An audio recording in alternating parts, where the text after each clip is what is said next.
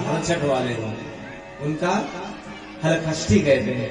जन्म हुआ बोले बलराम भगवान की। और योग माया से कहा तुम यशोदा मैया के गर्भ में जाओ। यशोदा मैया के गर्भ में पहुंची। इधर भगवान के आने का समय हो गया। जब आने का समय हुआ तो अथ सर्व गुणोपेता कालः परम शोभनः। यद्यपि काल से सभी डरते हैं, लेकिन भगवान के आने पर आज काल परम शोभनः, बहुत सुंदर हो गया है। दिशाएं सब सुंदर हो गई है। नद्यः और नदी, नद्यौ नद्यः बहुवचन है। बोला ये संस्कृत भाषा भैया जिनको आता है वही कर सकते हैं। सुनो, बहुवचन। वहां तो नदी तो केवल एक ही है मथुरा में, जानते हो। उस समय नदियां, समस्त नदियां आ गई वहां, क्योंकि जान है कि आज हमारे यमुना बहन के स्वामी आ रहे हैं। वो तो उनके स्वामी, तो हमारे भी तो जीजा जी हुए। और जीजा जी सालियों को बहुत प्यारे होते हैं, है ना। इसलिए नद्या कहा, सभी नदियां। अब मानो यमुना जी में बाढ़ आ गई है और भगवान का धीरे धीरे प्राकट्य का समय आ गया है।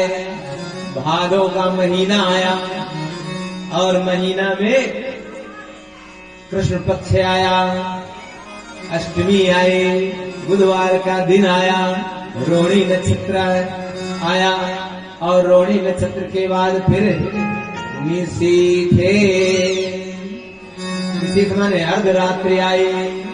भगवान प्रकट हुए और जब प्रकट हुए तो मैया ने देखा अमद्भुतम बालकम अम्बुजे क्षणम चतुर्भुजम शंख गदायुधम। भगवान जब प्रकट हुए तो बिल्कुल अद्भुत है। अद्भुत क्यों? साधारण बालक के 2 हाथ, इनके 4 हाथ। साधारण हाथ नंगा हो, साधारण बालक नंगा होता है।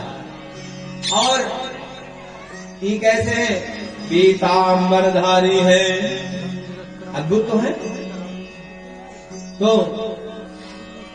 देवता आकर के भगवान की दिव्य स्तुति करते हैं।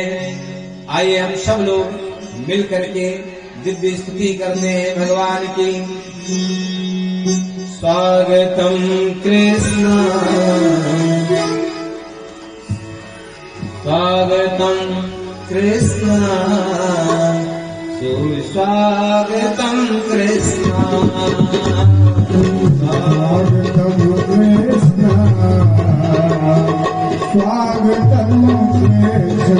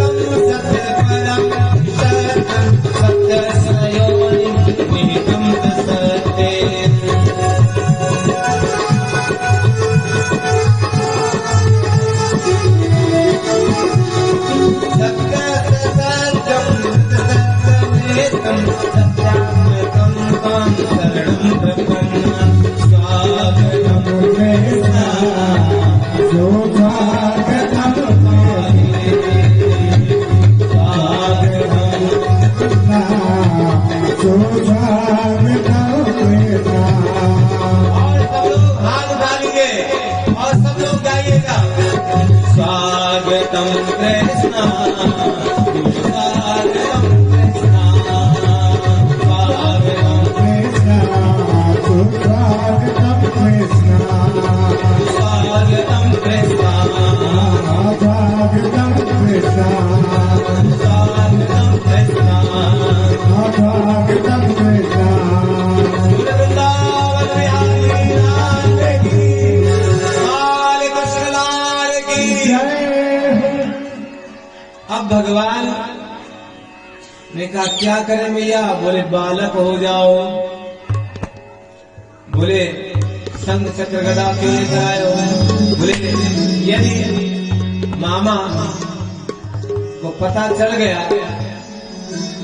मारने के लिए दूर से आए चक्र से मार देंगे, और यदि पास से आए तो गदा से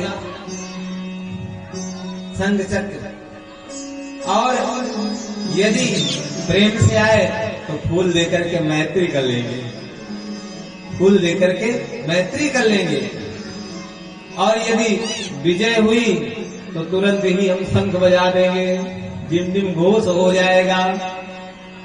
बोले ऐसा करिए हमको लेकर के नंद बाबा के यहाँ पहुंचाइए, और नंद बाबा के यहाँ पहुंचाने के लिए प्रयत्न करते हैं, और सूप लेकर के आए और बालकृष्ण को लिटाया, और जैसे पहुंचते हैं बाहर, देखिए भगवान जब यहाँ पर है ना, सारे बंधन खुल गए, द्वारपाल सब सो गए, ताले टूट टूट करके गिरे।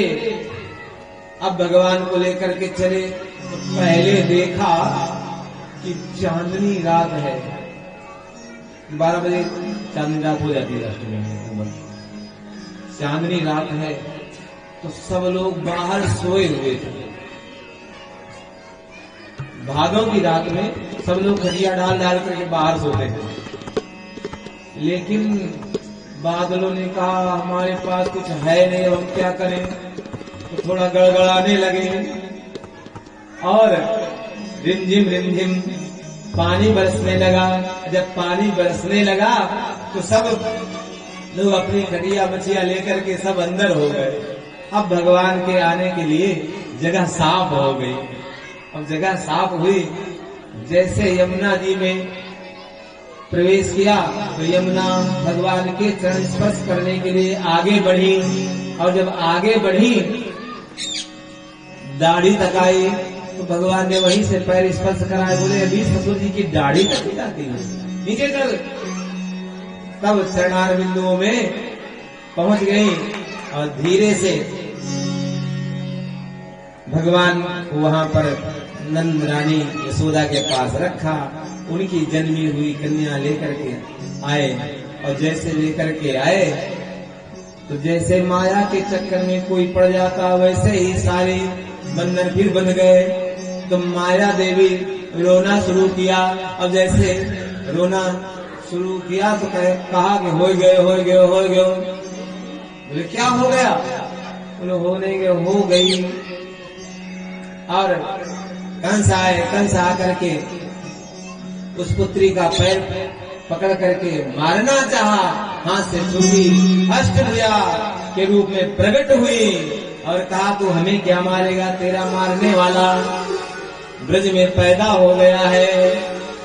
और अंतर ध्यान हुई, जाकर के विंध्याचल में निवास किया, और उनका नाम पड़ गया विंध्यवासिनी मैया। विंध्यवासिनी मैया की जय। साल में 4 बार पूजा होती है, 2 छिपे हुए गुप्त नवरात्रि और 2 खुली वाली नवरात्रि। 4 बार भी व्रत होते हैं 9 दिन के, और खूब जयकारे होते हैं। इस प्रकार नंद बाबा की